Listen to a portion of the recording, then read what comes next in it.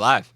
All right, awesome. Ethan, what's up, man? How are you? Good to see you. I'm great. Good to see you. Thanks for coming to meet me, man. I came all the way from California to spend some time with you at the Clerks Comic Book Guys podcast space in Red Bank, New Jersey. What's new, man? Lots new. Can we talk like real estate life? 70% real estate and like 10% surfing and 20% Bitcoin, or That's a pretty good range of what's going on right now. Yeah. Is that cool, man? No, we can talk about whatever you want to talk about. Just tell us what's new, man. Yeah, there's a lot's new. In terms of real estate, I've just been primarily focused on increasing my production and increasing, my ability to serve clients and give them the best experience possible buying or selling real estate. And then outside of that, I've just been working a lot towards of just building my own foundation, self-development, being healthy, staying in good shape, good mental attitude. And then outside of that, now that crypto's back, I'm very into the I've always been into just developing, financial freedom and independence, and I think the technology goes along with that narrative that I'm very into. So I'm pretty passionate about that. And then outside of that, I'm 21, so my life can go in many directions. I'm curious on what doors are going to open this year, and for the most part, I've just the winter is kind of that time period where there's a lot of time to myself, a lot of time. Business tends to be slower. Life tends to be less distractions going on. All my friends are in college, so they're all out of town. So it's the last couple of months have been very dialed in and focused on building myself up. So then I'm prepared for when doors start to open, I'm ready. Because people say, I forget who said the quote, but it's success happens when preparation meets an opportunity. Mm-hmm. And I've just been preparing, and seeing what opportunities come. Dude, that's rad. You just said a lot of cool stuff, man. So 21, I'd still be sleeping or waking up in a garbage can, maybe, or on someone.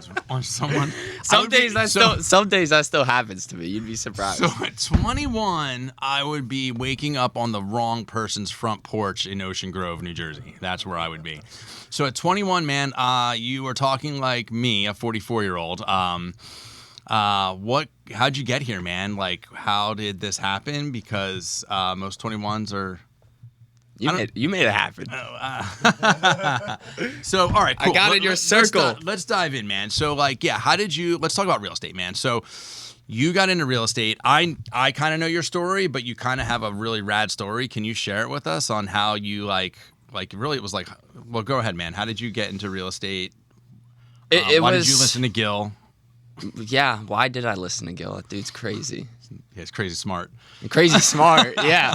He's one of those dudes, he's on my board of directors, dude. I go to that dude, I don't make decisions without talking to Gil, and it's if you have somebody like Gil in your life, man, I think you have a major advantage over most people, right? I find that if I don't go to Gil first and I make a decision, it tends to be a mistake. Yeah. Man, so that's what happens, and I've made those before. Bro, I was talking about this. So on our team, we have a mentality of two heads are better than one, right? And what that really stems from is, I was talking about this yesterday, man. People want to figure things out on their own, and that's a sign of ego, right? Ego's the enemy. And if you can't get humble and ask for help, why would you not want some assistance in making some decisions? Some people have different experiences, different perspectives. So yeah, Gil's great for that. So yeah, how did you wind up selling real estate at 19? Is that correct? I started when I was 18, technically. 18, Before okay. I got my license. Yeah, I was 18. I was probably just turning 19. It was going into that winter, so yeah, I was probably turning 19. And how did I get into it? Well, I've always just personally, one of my goals of mine has always just been achieve independence as soon as possible. Separate myself from my parents, grow up, become financially independent, figure out everything. Just be able to live on my own and make my own decisions and live freely. And the biggest thing that holds people back is financial stability. Right. They're handcuffed to a location or a job because they have to pay off certain debts, etc. And real estate was really the number one option. just based on data that 90% of millionaires build wealth through real estate. This is something that I should at least learn and know and understand if I want to accomplish that goal of becoming independent on my own. So that was kind of like the lead driver that brought me, made me interested in the space in the first place. And then it was just a combination of, the relationships that I had through working at Summertime Surf Camp, and then Gil ranting about the real estate team that he started with you over Mexican on a Friday afternoon. Because every Friday afternoon we take all of our tip money and we go out and get some Mexican and beers. Hell yeah. And Gil showed up one day, started ranting about real estate. I was like, hey, let me talk to you about that real quick. And before you know it, I was dropping a 4-ride opportunity and started working with you and him. There was another path that you were on, and it didn't go that way. Is that correct? Can you tell me about that? So the other path I was on, I was just graduating high school. I was swimming competitively. And I applied to the United States Coast Guard Academy. I received my commitment letter, which I had a guaranteed spot. Congratulations. Thank you. It was awesome. I was very excited, and that was a whole different path my life could have taken. And I'm sure my life would have, been very exciting if I had. And what it was is it's a 9-year commitment. So you go to school for 4 years, and then you serve as an officer in the Coast Guard for an additional 5. And going into it, you do a program called SWAB Summer. I believe it's a 7-week program.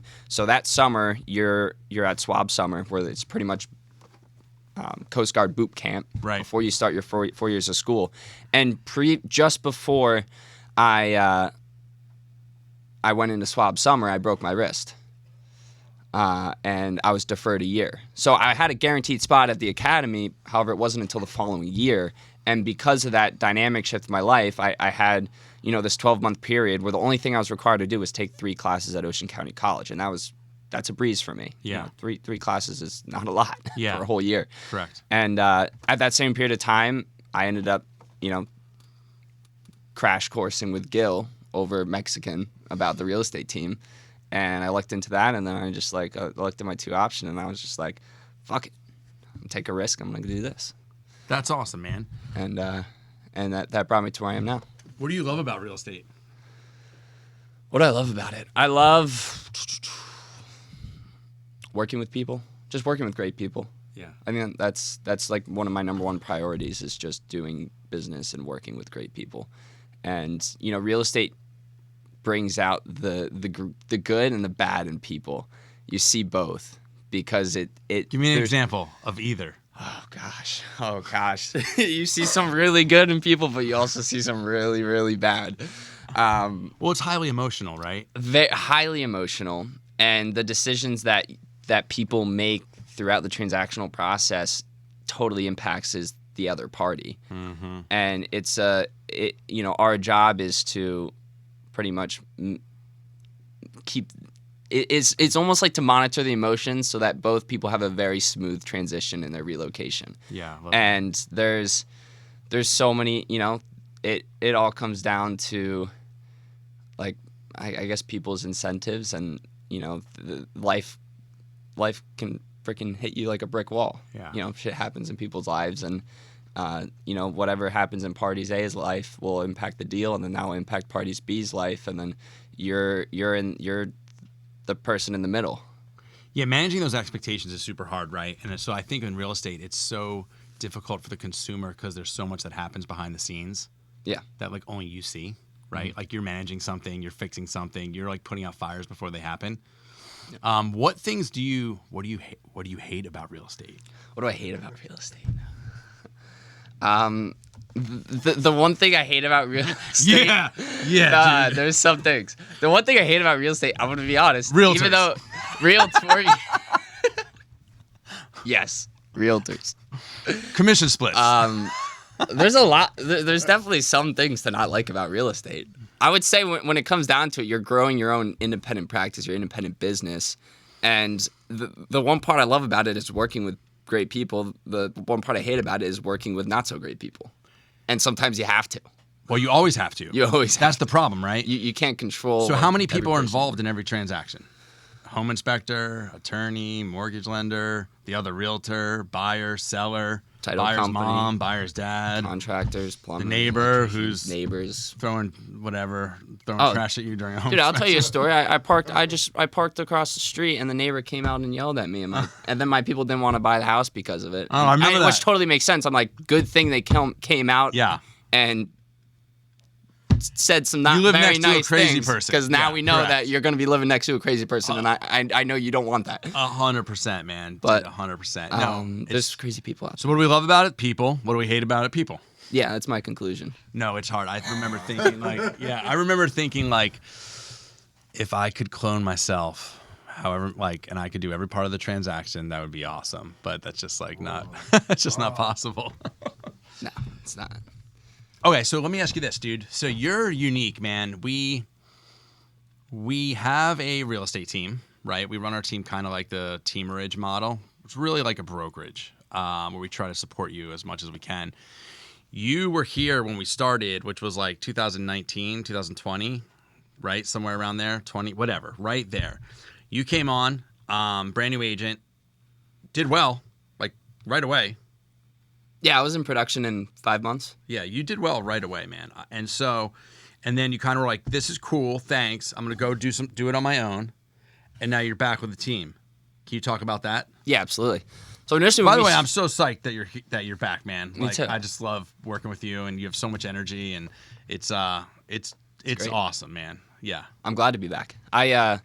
Initially, I mean, when we started, it was you, Sam Marks, Gil Olson, me, a couple other people that I can't really remember. And this was before we even really were partnered with Zillow, and when we were just hitting Was there a different admin, or was Lauren there? No, Lauren and Nor.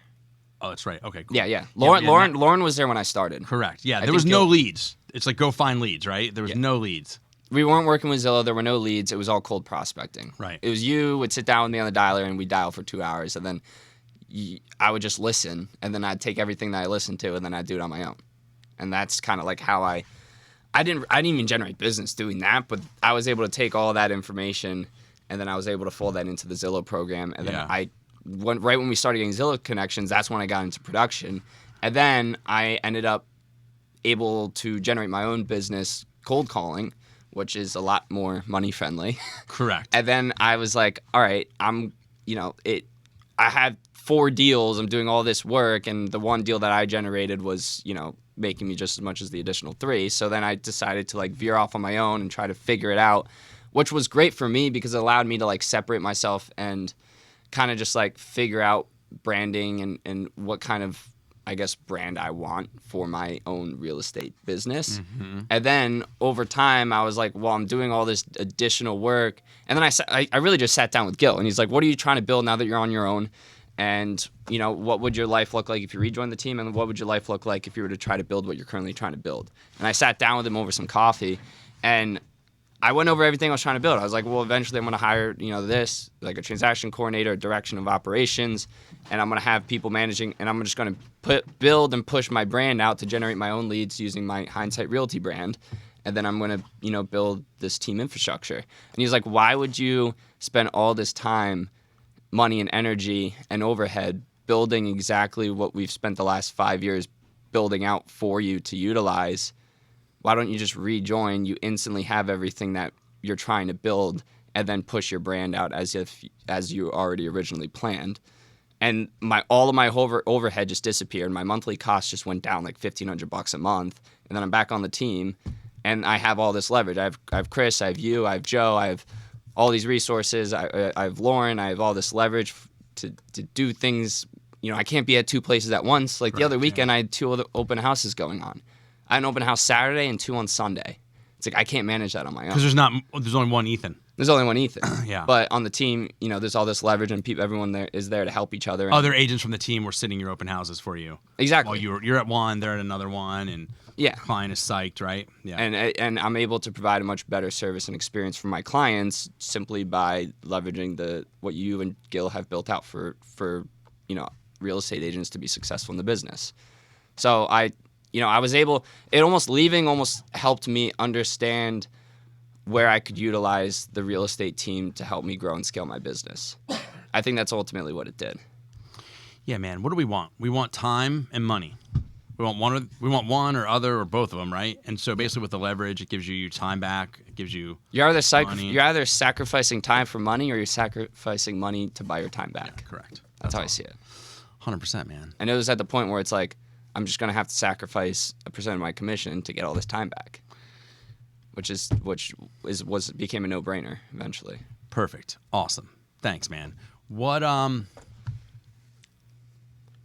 me about your brand, dude. I love that. That was one thing about you early on. You're like, dude, I'm going to start my own brand. I was like, all right, cool. That's great. Yeah, let's get you out there. That's what we want, right? We want to empower you. So tell us about HindSite Realty, dude. HindSite Realty. And what does it mean to you, man? Tell me about your brand. And I saw your yard signs, man. Everything looks awesome. I love the colors. Yeah, the branding's interesting. I mean, I've been trying to stem it. I've been trying to figure it out because it's all a work in progress. The personal branding is kind of where it stemmed from, where it's like tying it into real estate. At least the personal brand, I document my Instagram's all based on documenting my success story, and I've just been every single thing that I'm doing, I'm just documenting it on video, and then I'm putting some of it out there. And at least with tying my personal brand into the real estate brand of HindSite Realty, I'm just taking me, who I am, the lifestyle I live. I grew up on the Jersey Shore. I've lived here all of my life. I know the neighborhood, the school district. I'm very well, I have relationships in the neighborhood. I push my lifestyle out there, the things I like to do, the hobbies that I'm into. And by kind of like cultivating this awesome lifestyle of I live here on the Jersey Shore, this is what my life looks like. If you want your life to look like my life, you can buy a home here, raise a family, and live the lifestyle that I've created for myself. And I'm kind of just, by pushing out the lifestyle that I live, it's kind of just creating a picture for people to, envision a lifestyle that they could live for themselves and their own family. And then the HindSite Realty brand is, the place to go to accomplish that goal. Hell yeah, dude. In a way. That sounds awesome. That's like, I guess is that rehearsed or is that's your elevator pitch? This is all cool. That's your elevator. This is just me talking. That's your elevator pitch right there, man. That's awesome. Dude, I want to be a Point Pleasant Beach ripper, dude. Like hanging out on the boardwalk and come hang out with me. Let's go surfing and buy a house. Dude, that's awesome. All right, cool. Well, we're developing your brand further right now. That's awesome. And this is the other part I love about real estate is this. This is fun. Fun, right? I love talking. I love just this.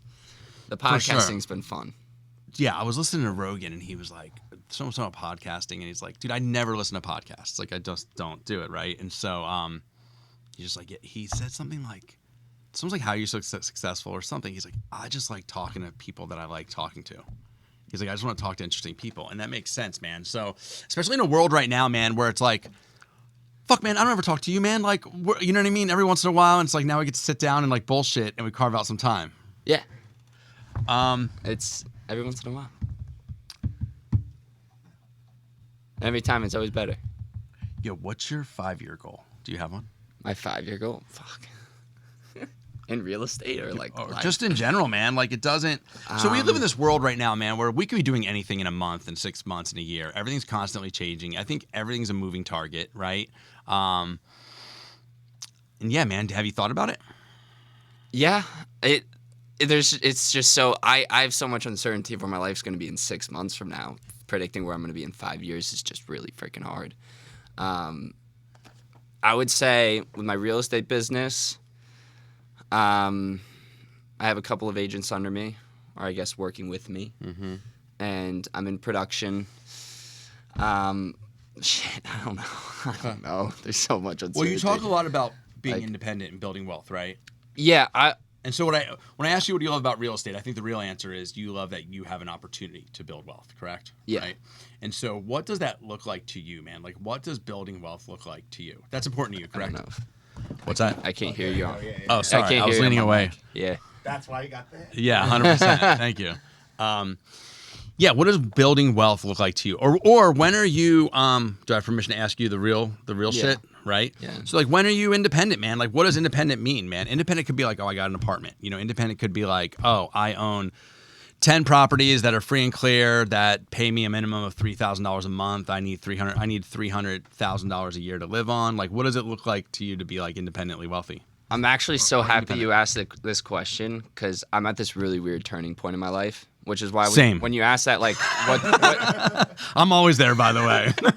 like when you ask like, where is my life going to be in 5 years? I can't even answer that question because there's so much uncertainty. And the reason why I say that is because the last 3 years I've just put my head down and worked in real estate to get to where I am now. And where I'm in now is I'm in this position where, I'm gonna be honest, like I've hit the point where I'm completely financially independent. Yeah. I can live wherever I want. I can work with whomever I want. Congratulations. Thank you. But it's almost a scary place to be in because I've spent the last 3 years with my head down working, having this goal to get to where I am now. And now that I'm here, I'm like, everything I worked for has been accomplished. What's next? Dude, I'm in the same spot. And I'm like, what's next? Do I just scale and sell more houses and make more money? Like, I know I'm really good at what I do and I could just scale and make more money and do more business. But that's not what's going to make you happy. But that's not, like, I don't find purpose in that anymore. Like, the whole purpose of getting into real estate was to become financially independent. Now that I am financially independent, it's like, what's the purpose of my work now? And that's what I'm trying to figure out. Dude, can I share something with you? Yeah. So, like, I'm kind of in the same spot. To be honest, man, like, when I started doing real estate, man, I was like, I came from massive scarcity, didn't have any money. Actually, like, I lost my first house, right? Like, short sold my first house. Like, I remember you told me that story. yeah, I got up in the morning and, like, I think most people wake up in the morning and, like, it's all like sunshine and roses and whatever. But like, I wake up with like fear, man, like, especially when you're in scarcity. And so I got into like, I just started like crushing real estate because I was like, dude, I need to make money. I need to make money. I need to make money. Cause we were always like, my family was like, my parents had me when they were 19 and they did their best. It was cool. I used to say we were poor, but then I got into real estate and I saw like multi-families that were in I saw like real poor people and I was like, okay. I had food. We're cool. Yeah, I'm like, we cool. were okay in Brick, New Jersey. We were fine. We just maybe we didn't go to Disneyland. Maybe we didn't have Jordans, but we were fine. And so my motivation was like, oh man, I was scarcity and fear, right? To earn money. And now it's like I'm in a point in my life where like I've gotten all the things that I wanted. If you would have asked me like 5 years ago or 10 years ago, like, hey, write down everything you want. If I would have done that, I would have shortchanged myself. Like I've gotten more than that. And now I'm like, dude, I have like nothing to chase. It's kind of weird, right? And so, I sat down and was thinking to myself, like, what's really important to me. And my goal was to be, my goal in real estate was to be geographically free, like to move around, man. Like I just worked in Hawaii you see me, dude. I'm all over the place. I was in Hawaii working for 10 days. Then I live in California. I run a team in New Jersey. I help agents all over the country. And it's been, I'll pick up and I sold a couple houses last year in Orange County, like I'll pick up and do some stuff. So being geographically free was really important to me. And I've achieved that. And now it's like, what's next, and it's a weird spot to be in. And for me, man, I'm super passionate about building up other people, spotlighting really cool people that are doing cool stuff and empowering them and just like sharing our stories. I think like the butterfly effect, like whatever your story can help people and you don't even really know, like the ripple effect. That's important to me. But yeah, I think what you're saying is just, it's time to like, are you reflecting on this? Are you reflecting on what's next for you? A lot. Yeah. That's what I think about most of the day. Yeah. It's like, what am I doing? What do I want to do? I actually wrote down, this was like a couple weeks ago, was we were doing New Year's resolutions. We didn't do them this year. We forgot to. Right. And my brother just got a job. This is your family? Yeah, this is my family. So we're all home. And my mom was like, all right, we didn't do resolutions, let's do them. And I wrote, Ethan Hines is going global. So pretty broad. Pretty broad. Yeah. So I don't know. But I just hit the point where it's like, I own my Bitcoin. I live off of my credit cards, and I'm totally geographically free, personally free. It's. I don't know what to do with it. Okay. But it's like right now, it's just help the people that are in my life, and that come to me asking for help. Like I just want to like to do that. That's all I know. That's good, man. And then, well, you've accomplished a lot very early in your life, dude. You have so much more to do. That's pretty rad. Yeah, it's very exciting. I like to say right now is just like the quiet before the storm. Hell yeah. That's what I've been telling myself because I've just had a lot of time on my own at home to just think. A lot of thinking. That's good, man. And a lot of doing. Yeah. Yeah. Well, a lot of people don't do that, man. They don't just reflecting. They my don't life think and a lot. reflect. And that's why I picked up. I've been trying to find like a creative hobby, so I picked up jiu-jitsu, which has been fun. Hell yeah. How long have you been doing that? Almost 2 months now. Do you love it? I'm starting to. Dude, Yeah. I'll pass your guard if you want me to. Let's do it. No, but it's Dude, my son. that's doing been jiu-jitsu. Was he really? You throw him in there? Dude, yeah. There's like one kid. My son's 8. There's one kid in there, right? He's got like a kind of mohawk mullet thing. Like he's been doing this for like a few years. Dude, he was like working my son, dude. I had to watch. Like I'm sitting there and my son just getting like you can see it in his face. And part of me is like, yeah, good. Like my son kind of like, I'm talking about not going to Disneyland and not getting Air Jordans or whatever as a kid. My kid goes to Disneyland and has Air Jordans, you know? I'm like, yo, I want him to feel a little bit of struggle. And he's getting worked, but then like I could see him getting emotional in his face. But I know these are all lessons. And I was kind of getting emotional. I'm like, I couldn't watch. And I said to one of my buddies whose kid is in there, I'm like, dude, Milo got worked. He's like, that's life, baby. Sometimes you get worked and sometimes you work somebody. And I'm like, oh, yeah, you're right, man. But you like it? Yeah, I need to get. I always need to get worked. Well, yeah. It's like for some reason I feel like I'm not getting worked. So I threw myself into a new room that was very uncomfortable. And it's good. All right, I'm gonna shift gears, man. What? Okay, this is actually not that much shifting gears. You have a. Ethan Hines has like you have an entire free day to yourself. Nothing on your calendar. You do whatever you want. What are you doing? That's kind of like every day. I know. I wake up some days and I don't have anything on my calendar other than make sure my clients are happy, and then it's what do I want to do today? That is my everyday.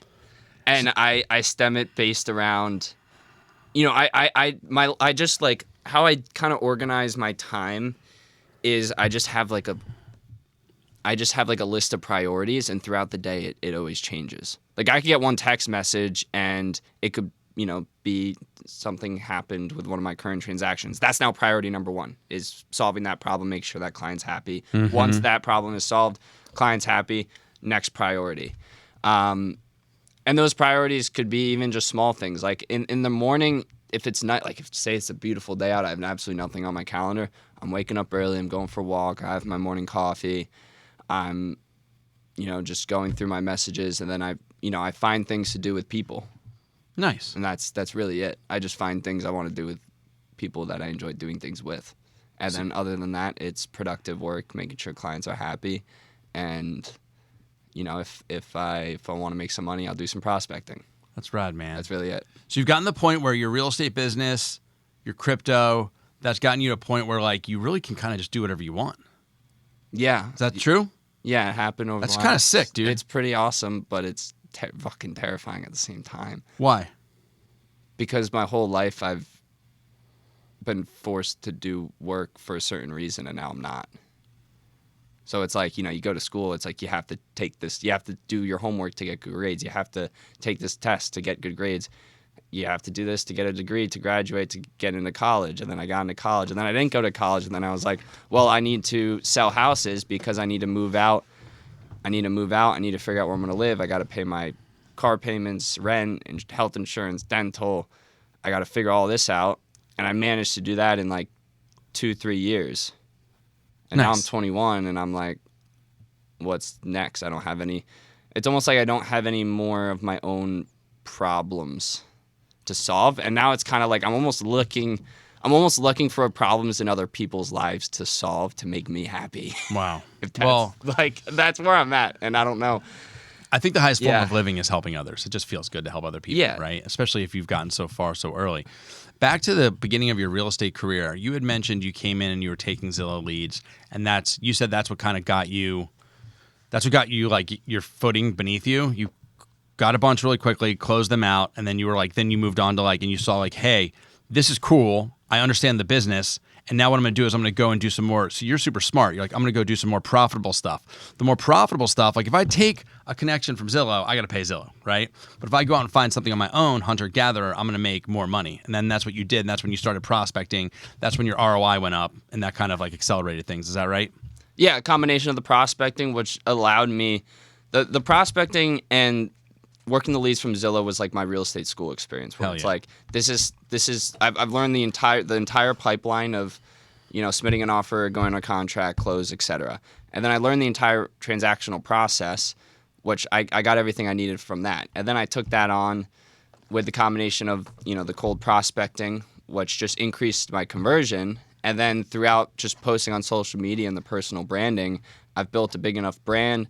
I've built the sales experience that I need to work those people if I get inquiries through the brand. And now I've kind of just like built a self-sustained business off of my own personal branding and marketing. And then the sales experience and the credibility that I've built, I'm just in business now. So you came in and you leveraged the team leads really quickly. That gave you momentum. You got money, right? So you're able to stay in real estate. And once you're getting paid, you're like, oh, cool, I'm going to keep doing this. And then you found your place. That's what I love about you, man. Because let's say like Zillow leads, that should be like a stepping stone. That should not be your business, right? That should be something that gets you to the next level. One thing, tell me if this is true. I remember when you and I were working together, when I was coaching you, we were, when I was your sales manager, whatever, right? Is this true? This is how I remember this. I believe that you took a Zillow lead and you it was a buyer. You found that person a house in, I know this story. and I think it was like Wall Township or Ocean Township. And I could totally get the story wrong, by the way. This is, it sounds really good in my head, but I'm trying to confirm if this is what happened. So basically you had a buyer, took a Zillow lead, buyer, found them a house, got them under contract.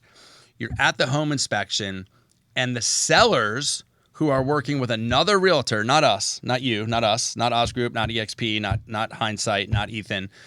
They met you and they were like, wow, you're so professional. Ethan, you're the man. You're such a ripping surfer, crypto, sexy dude.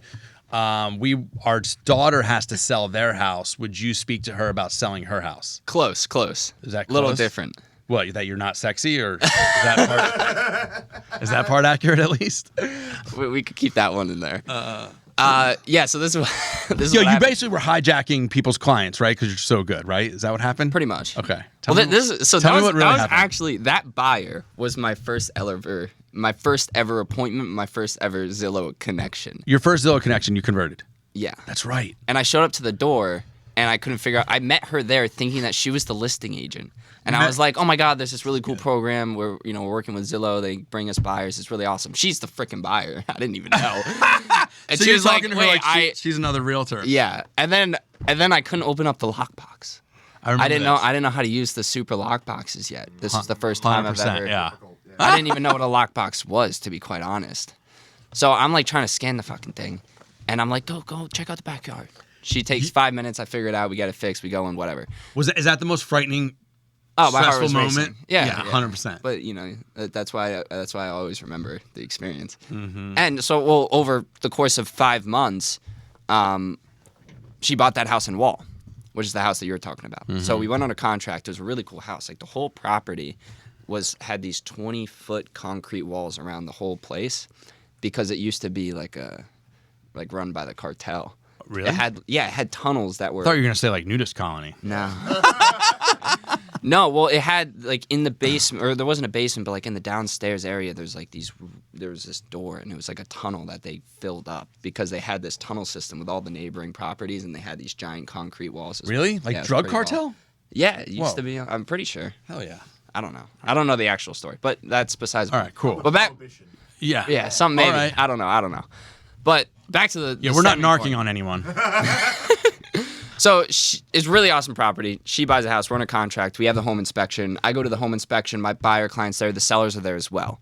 I just end up talking to the sellers for 2 3 hours we're there. They ended up really liking me. So they referred me to a family friend, of which had their property listed with his own daughter. That's what it was. That's it. Okay. Yeah. And he had the property listed with his own daughter. She overpriced it like $400,000. They were asking $1.2 million. It was an $750,000 house. it sat on the market for 3 months, and he was really sick, living on his own. He had to get out. Yeah. He was in a really bad spot, and he was also he was getting older, and it was really hard for him to like process everything. Like I had to sit down with him for hours. Did you get that listing? I did get the listing. Did you sell that house? So what? Yeah. So what ended up happening was Sick. he signed a termination agreement With his own daughter. and fired his own daughter, and then hired me, an 18-year-old realtor, to sell his house, and then we sold this house in like 2-3 months. Dude, that's so sick. Yeah. So the Crazy. cool part is like, dude, the thing about you is you're just willing to try new shit, man. Like you say yes more than you say no. You're like willing to try new things. You're willing to fail forward, right? Like everything you've done well, you've done wrong first, correct? Like you can't even open up a lockbox, right? And then you're like, boom. And then look what happens. And so I love that those people had their house listed with another realtor. They didn't refer that realtor to their friend. They referred you. And then that person had their house listed with their daughter. Yeah. Like, I have to get like a professional. It was funny. Yeah. That was my first listing in my entire life. Dude, that's so awesome. And you're right. And by the way, that's Zillow leads giving you more leads, by the way. That's like when you're out in the field just transacting, more transactions happen. Yeah. And that's where like real estate does become fun, because you end up just working with real people. Like I have a summer rental right now, and some guy and his team, it's 10 people. He's a UFC fighter. Needs to rent the place for a month. It's like that's kind of cool. That is pretty cool. You know? It's like I got this guy and I have a place, and he might be staying there, and he's got to train, and he's got his whole team training him for a month for a fight in June. Like, I don't know. Just like those little things where it's like you just meet new people because you're working in a space where your job is to work with people, which is what I like doing. That's awesome. So I love that. good. I'd say the same, man. Over the course of my career, I've met some really, really rad people. I just wish more people came to me to ask for help. They will, dude. I don't want to be the outbound prospecting is the one thing I don't like. Yeah. Which is, it's great. Well, dude, once you have, for me, man, But- I keep leaning back from this microphone situation. So comfy. Yeah, totally. I'm just relaxing. Dude, I realized my phone started ringing around like year 3 or 4 when I had 30 transactions closed. Like my phone started ringing and people were like, hey, I got your number from Bob, who you sold their house at blah, blah, blah. And it was like, hey, I know you're helping so-and-so buy a house this summer. So at around 30 transactions, I believe I had enough momentum, I had enough time in the market, and I had enough past clients that would refer me. And that's like kind of when my phone started ringing. Does that make sense? Yeah. I believe that putting the fastest way to, and then it's just like compounding, you know what I mean? And it's like the fastest you can put 30 transactions together, the faster your business is going to start compounding and building. Mm-hmm. What questions should I have asked you that I didn't ask you? That's a hard question. I don't know. What else do you want to know about my life? All right, over the I last got 3 questions, years? dude. Keep them coming. All right. What was your first concert? If you think you're so cool. I don't know. Are you a music guy? Yeah, not huge into music. Are you and Gil just lighting up spliffs and listening to 311 in the backyard, or what? Like My early concerts were quite a blur. We'd go on the train, and then after that, I don't know what happened. what are you going to see Fish in Madison Square Garden? No, Were you one of those people? I haven't seen Fisher. I think I could be dating it was myself. I'm like Dirty. twice your age. By It was the way. Dirty Heads. Okay. Dirty Heads. Still totally. Dirty Heads, Stone Okay. Pony. Okay. That's a good. I was at that show. Yeah, Dude, you guys were passing along something, probably, right? I was like, what, 15 smoking joints for the first time? Dude, I I think don't even know how I go home. that's That funny. train, baby. That train gets The you train there and is back. fun. Well, the train ride back is not fun. Oh, The yeah. train ride there is great. Yeah. Oh, yeah. You're just going Bayhead to Asbury Park, right? Yeah. Dude, when I was a kid, remember I'm like twice your age, right? I played basketball in Brick. We would get on our bikes. We would just go anywhere and play basketball at like a park. I loved playing basketball. And then we would get on the train. We would ride our bikes to Point Pleasant, and then we would get on the train and go to like other. Dude, we thought we just saw, by the way, White Man Can't Jump had just come out. So we like thought we were cool. We're like gonna go like crush like basketball, like play 2-on-2 and crush basketball courts or whatever. And then we went to Belmar because the train stopped in Belmar. We played there. And then, dude, this has gotta be, I'm like 16 years old. So this got to be like 94, 95, something like that. And we go to Asbury. We get off at the train station there, 1994, 95. We walked like a half a block and we're like, oh, this isn't for us. This You know, isn't our- it this was a isn't little our scary spot, then. yeah. Anybody that knows is a little. Well, Asbury had a lot of up and coming scents, right? Correct. Yeah, it's come a long way, man. But all right, cool. So the train, if you could eat one food for the rest of your life, what would that be? Steak Steak. Yeah. or I knew you were gonna go keto, Guido with it. I don't know. I knew you. But the only thing about steak is like, I wouldn't want to get sick of it. I'd be scared of that because eat it's steak so all 3 because it's meals? so good. All right, cool. We're here in yo. What do you call this? Is this like the Clerks comic book They call it podcast? A shared universe. A shared universe. So we're, Shared but like it's Universe run. It's podcast. run by the who runs this thing? We're looking at Ming. We're looking at Ming. this guy right here next to Kevin. Okay, cool. Yeah. So this is Ming's spot, right? Yeah. Radical. Cool. So I see there's Big Lebowski stuff on the walls. There's like a ton. There's Clerk stuff. There's all kinds of. Comic book man. Yeah. stuff. Ethan, what's your favorite, dude? What's the movie that you could like quote the whole movie, man? Or what movie like it comes on a Sunday, you're on the couch and you're gonna like stop and watch the whole thing? Oh gosh, I'm not very culturally sound, I guess. Okay. I don't. Do you know it's what do you know what interesting, movies are? Yes, I know. You might, dude. You might I have watch listen, dude. You might have movies, just but- had a lot more friends growing up, and so I had a TV, so you probably are better off, man. Like I watch a lot more YouTube. Like Okay. I just watch Okay. a lot of things from people that are smarter than me. Okay, so talk But to me about I'll- that. What are we watching on YouTube? Like, what's your go-to YouTube channel? Is that what you say? I don't really. What's your have- favorite YouTube channel? Yeah. Young person. It's hard for me to like pinpoint. Fellow so- young. These are the hard questions. These are hard questions. for me. 100%, dude. For movies, I'm like, well, I could tell you my favorite book because I don't read many books. Fine. And Fine. and I read this one book and I actually liked it and I wanted to finish it and I did finish it. It was The Martian. in Okay. high school. Oh, yeah. Is that like a fictional situation? Yeah. Okay. I'd say it's pretty fictional. What was that book about? About a dude that went to Mars Okay. and he They make it into a movie? had to survive. Yeah, The Martian. It's who's the main Oh my God! It's Matt Damon. Matt Damon. Okay. No, wait. No, wait, no, No, I not know. Matt Damon. Yo, pull that up, Jamie. Potato guy. That's what. Yeah, potato guy. He's the what is it called? He's like the greatest. Started planting things on Mars and growing I'm the potatoes. first farmer on Mars. Oh no, dude! It's totally Matt Damon. Is it Matt Damon? Yeah. Oh wait, yeah, He you're know- right. You're he right. knows. Yeah, Yeah, that's totally Matt Damon. yeah, Matt Damon. But That book was. the movie's pretty good too. I wouldn't say it's like top tier movie, but Okay. no, it's a Okay. top tier movie, but great book. That was like the one book that I read where I was like, I'm actually liking this. I'm gonna keep reading. And Okay. I wasn't. Normally, I'll try and force myself to read books, and then my mind goes, "Blah, blah, blah." And then I quit after like a couple chapters. But in terms of movies, though, I have a very broad. I will sit down and if a movie's on and I get hooked, I'll watch the whole thing. Okay. Yeah, What's your favorite thing to do? learn. Okay. I guess. I don't know.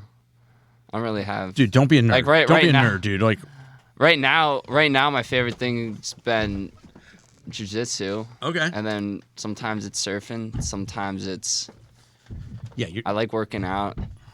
Keeps me that's awesome. good, like neutral. Keeps me cool. man. And then hang out with cool people. That's probably my favorite thing to do. Dude, I think you got it all figured out, Ethan. What's the secret? That I don't. Dude, that's pretty good, Make man. it till you make it. Hell yeah. All right, man. That's about all I got, man. Yeah. Yeah. What about Is there you? anything you want to ask me? Anything? Yo, Ethan, podcast to me real quick. I'll podcast you.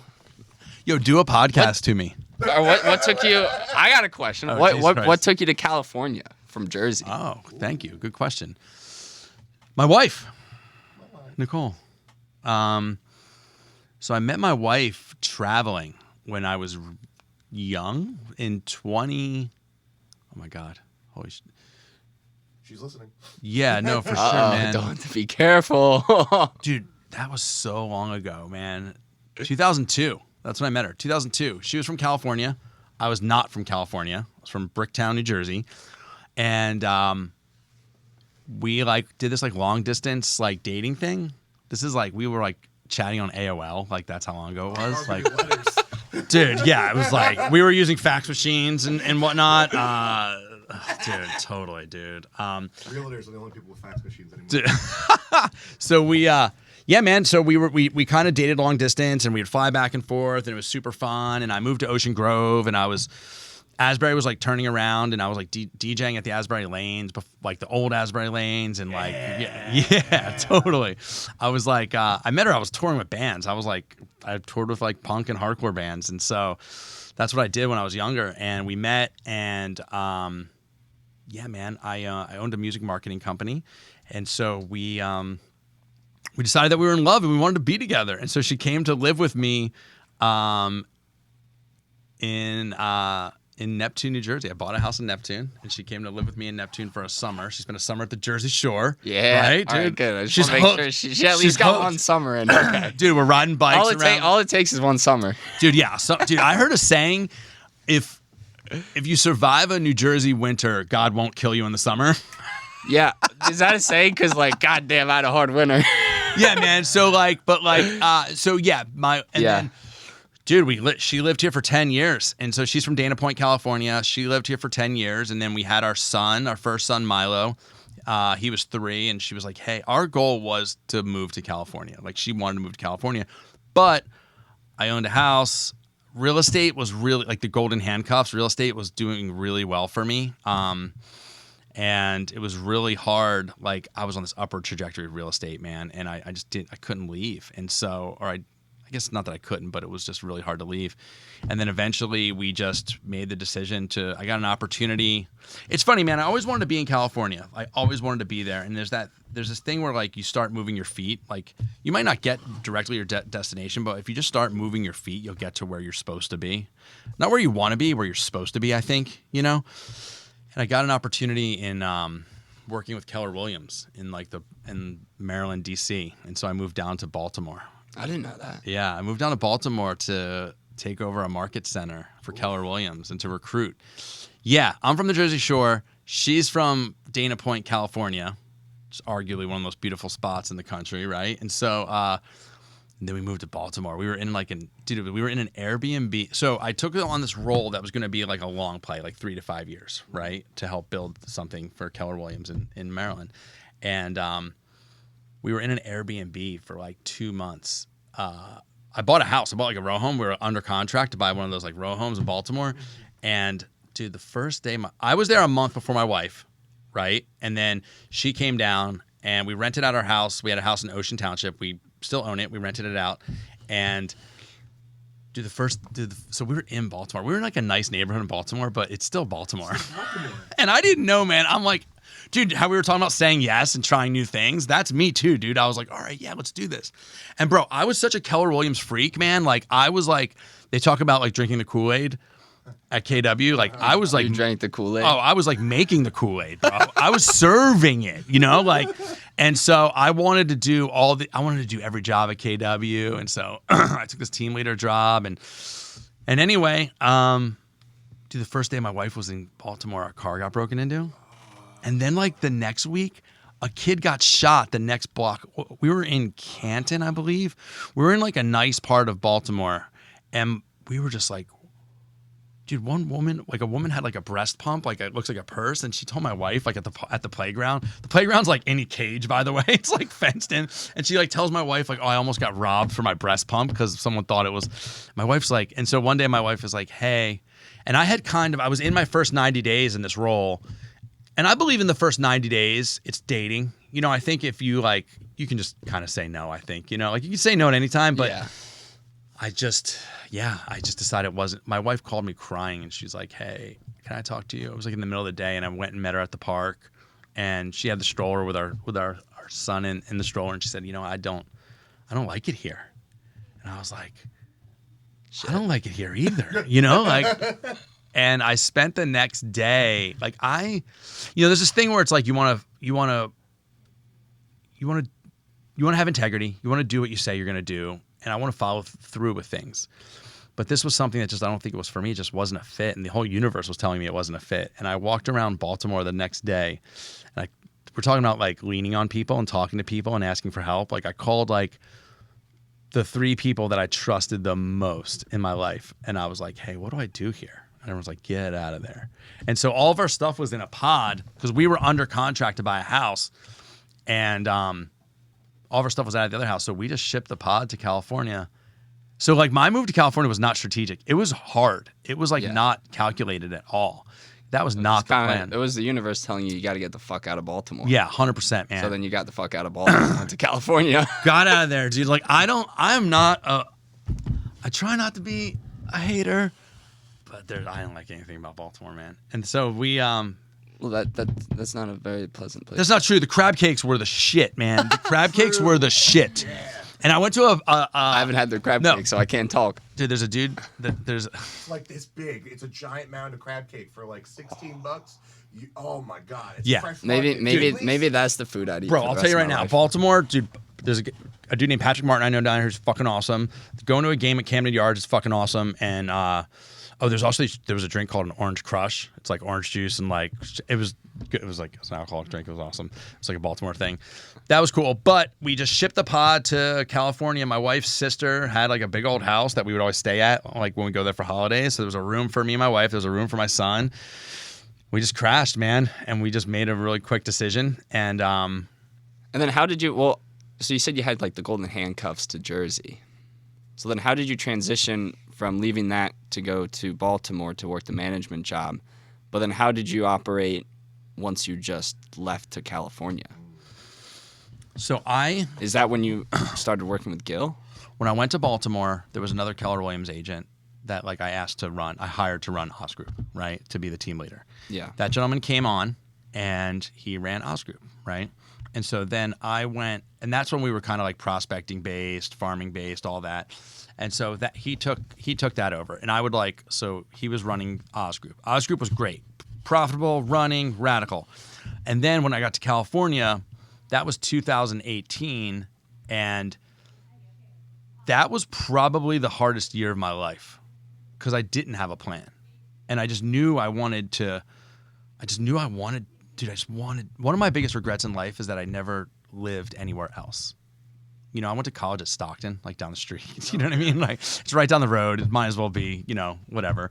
And I just wanted to experience something different. And I traveled like crazy, but I never experienced a different culture, different anything. And my wife really wanted to go back there, and that was important to her. And since that was important to her, that was important to me. And I just felt like everything was calling me to go there. And when I got there, it's funny, man. I was I was a huge prospecting person. Cancel withdrawals. Yeah. I could hit the phones, and I'll set an appointment right now if you want me to. Right? Like we'll get on the phones, we'll set an appointment. When I got to Orange County, California, I was like, cool, I'll just do that. I'll just hit the phones. And everyone was like, it's a different market. You don't understand. It's different. It's different. It's different. And I think my ego got to California before I did. I was like, dude, I got there. I'm like, hey guys, Joe's here. I'll be in production in give me no all time. The listings. So it's such a competitive market there. Put in perspective, at the time, I think there was like 8,000 licensed realtors in our MLS. In the Orange County MLS, there was 50,000 licensed realtors, right? So everyone's got their license, and it's a high price point. So the people that are good there are really good. They're very good. And there isn't a lot of agents that are prospecting based. They're like marketing based. They spend a lot of marketing. Like, you ever watch I Love You Man with like the bus benches and like the billboards? Like that's what it is. And so I got out there and dude, I started prospecting and like, I couldn't pronounce the street names. Right? Like, I'd be like, Via de Paseo. Like, there's a town called Placenta or something. Placentia? I called it Placenta or whatever. I'm like, oh, I saw your house for sale in Placenta.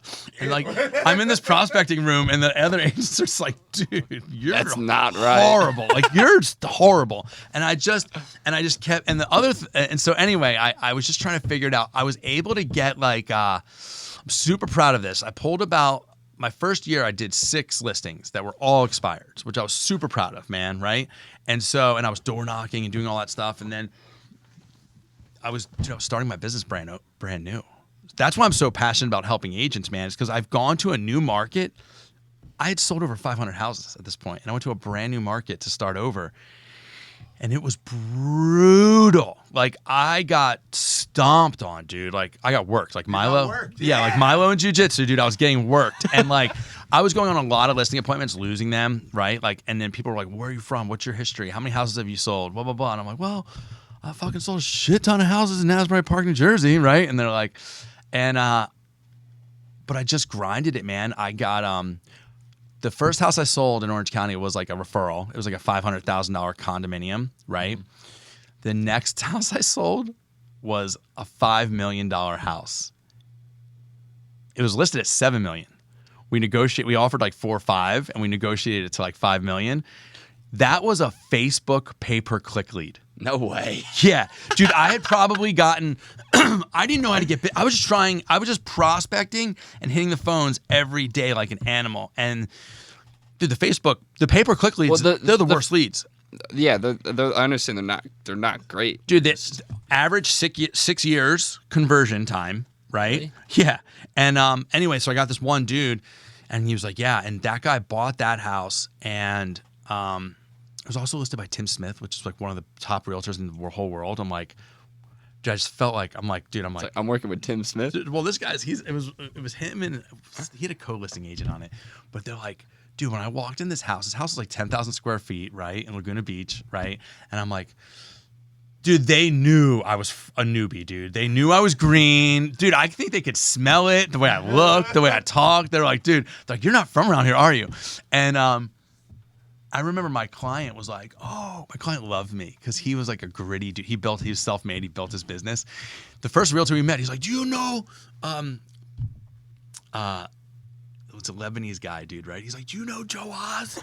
To the other realtor, right? Because at these luxury houses, the other realtor's there. Like, they need to be there to open up the house. Yeah. He's like, you know Joe Oz? You know Joe Oz? And he said that to every realtor we went to go see on the first day. He's hyping you up. Yeah, and they're like, no. And they're super kind of like, no, we don't know him. No, we don't know. No, I don't know Joe. I'm sure he's great. And my client goes like this. He's like, this guy Joe Oz, he called me every day for 2 months. I got to work with him. That's how he's talking. And I'm like, I took that as a compliment. And you're like, yeah, I did. So, dude, in 2018, I was just trying to piece deals together, man. And by the way, he had a $2 million house he had to sell too. So it wound up being like $7 million production off a Facebook lead, right? And I probably had to call through about fucking 800 Facebook leads to find that guy, right? Oh, dude, I can keep going, man. I started a team. That's incredible. I started a team in Los Angeles. Like, by the way, I couldn't even get to Los Angeles without a fucking like GPS. Like, I didn't know anything about it, right? I was just like, I'm gonna have a team in Los Angeles. I'm gonna have a team in Orange County, and it was one of those things where it was like, and then New Jersey started to like, there's leading indicators of it like not doing awesome, you know? And I was like, dude, I'm not doing anything. I'm doing some things good. I'm doing some things not very good. I'm not doing anything like really well. And that's when I was like, that saying, like, you chase 2 rabbits, you catch 0. I was like, I need to concentrate on one thing. Like, I just need to do one thing. And I remember a mentor of mine was like, because, dude, again, man, I just ask for help. I think it's one of my superpowers is I just ask for help. I'm like, dude, I don't know what the fuck I'm doing. Can I tell you what's going through my head and will you help me? And thank God I have people in my life that said yes and they helped me. And I was like, I said to a mentor of mine, I was like, dude, I'm like, what do I do? Do I have a real estate team in Orange County, or do I have a real estate team in New Jersey, or do I do both, or do I do one? Dude, the LA one, dude, I remember I had 2 agents right away, and they're like asking me questions about like how they're like, what do we think about this house in Eagle Rock? Or I'm like, what the fuck is Eagle Rock? It's like a neighborhood in Los Angeles. It's like an upcoming neighborhood. It's already turned around, but yeah, it's already coming up. I was doing all these things, and it was like, hey man, you need to just like, you can be a realtor in Orange County, you can run a team in Los Angeles, you can run a team in New Jersey, you can do anything you want to do really well, but you should just pick one. And I was like, fuck, you're right. And I chose to, at that same time. Was that 2019 when Gil came to you? Yeah, so at the exact time. Because what I understand from the story between you and Gil is that Gil was looking to buy investment properties and noticed that you had, I guess he ended up calling you. Yeah, so the dude that was running, the gentleman that was running Oz Group when I went to Baltimore, and he was still running it when I went to California. I don't know how he stuck around. He's like, wait a minute, you're going to Baltimore, now you're going to California? Like, what are you doing? Like, I must have seemed like an insane person. But he was like, he was running the team. Yeah, he was running the team. Oh, and he was like, yo. And I was like, I was looking for a sales manager, right? I was looking for a sales manager. And I told my team leader, I was like, hey, dude, whoever you meet that's smart, like when you're looking for a leader, you're looking for someone, you just want to have as many conversations as possible. It's the same thing with real estate, right? And I'm like, whoever you talk to that's smart or talented or whatever, just please introduce me to him. And then his name was Gary. Gary was like, hey, man, I'm gonna introduce you to this guy named Gil. So Gary's a big investor guy, right? Built wealth through real smart guy. I was lucky enough to partner with him. He brought me in as his partner in 2015, 16, 17. We were buying houses in Neptune. Dude, back then you could buy foreclosures would go on the market. Like foreclosed homes, you could buy a house in Neptune for like 130 grand. You could put 50 grand into it, and then you could sell it for like 230, 240, 250. That's what we were doing, right? We weren't making dude, in retrospect, we should have kept all those houses, right? But we would like flip them and we'd make like 20, 30 grand and we'd split it and like, whatever. We kept a few of them, thank God, because they all tripled in value, right, since then. But at that point, because we were doing those flips, Gil, because he's super smart, he went on the MLS and he was looking for houses that were like on the market and then back on the market and then looking who the listing agents were. Does that make sense?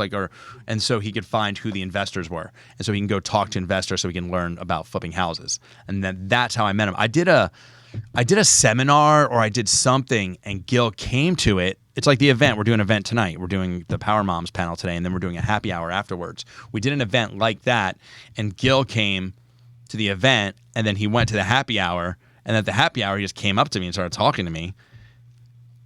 And then I asked him for coffee. And then I had coffee with him, and I was like, this is one of the smartest dudes I've ever met. I'm like, and then I didn't know what he was. We'll plan to sit down for 15 minutes, and we go for an hour and a half. Oh, yeah. Oh, what, you and Gil? Yeah. Yeah. Well, dude, I was talking to him, and I'm like, fuck. Like, I was looking for a sales manager. I'm like, dude, this guy. The thing about Gil is he's a robot, and he can do anything he wants to do. Yeah. Like, literally, he can. Like, he can just become that thing. If there's a system, he can follow it. And then he's all kind of like, he'll describe himself as like robot with like Asperger's, right? So like sales is like, he's not the best salesperson, but I remember being like, but fuck, he took 50 listings in the first year we were together, which is insane. Anyway, I was like, dude, I got to figure out a way to get in business with this guy. And then we got into business together. And then Gil sees all the things that I don't see. And I'm very grateful for his friendship and his partnership and whatever. I just give that dude whatever he wanted. And he's just been like a really great business partner, man. He's not a realtor. He's not in sales. He understands that real estate. Gil's big attraction, this whole thing is he knows that real estate is prime for disruption. And there's going to be a massive disruption in real estate and he wants to be a part of it. And that's what he's doing. That's what we're doing. Yeah, I agree with that. I think there's going to be a lot of disruption in a lot of fields the next couple of years. It's going to be exciting. Totally. Hey, there's someone else coming here. Is there? I think so. I did have one more question. I don't know if we have time. I think we do. Yeah, it's 10:10. I mean, you guys have to 11. That's cool. Hold on one second. Let me text Lauren real quick. Are they having trouble finding this? Yeah, we're on the spot? third floor. Yeah, because you look inside and you just see. I just assumed I was like, it's probably in 30 something. Hey, I'm here with Ethan, and no one else has showed up. Not sure if they have trouble finding the place. Let me know. I'm looking at my phone now. Oh, there we go. Hello. Perfect. I didn't want to intrude. I'm like, I don't know if it's a one-on-one thing. All right, we got to get you in here because we have this till what, 11? Yeah. All right, cool. Do you want to ask that last question? Yeah, I guess for me, because we were talking about your relationship with Gil Yeah. and finding that business partner. I guess if you were to put yourself in my shoes, it's like, what should I look for in terms of like when that person shows up where it's like you're the person that I could do work with? Oh, that's a good question. So you're looking for like when you come across like a talented person. Exactly. And what was your question? What questions should I ask? Is that what you said? No, I guess what would you look for? Or I guess what do you pay attention to? Or what's kind of like the key indicator of like, this is someone I could trust and work with and we could build something together? It's a really good question, man. When I was recruiting at Keller Williams, there was a process called career visioning. We might have done it with you. Do you remember filling out like 135? What's that? 135. No. So basically, there's a process where The answer really is this. It's like going deep with someone, right? It's like dating before getting married, like getting in a relationship. So with Gil, I met him for coffee and I asked him a lot of questions, right?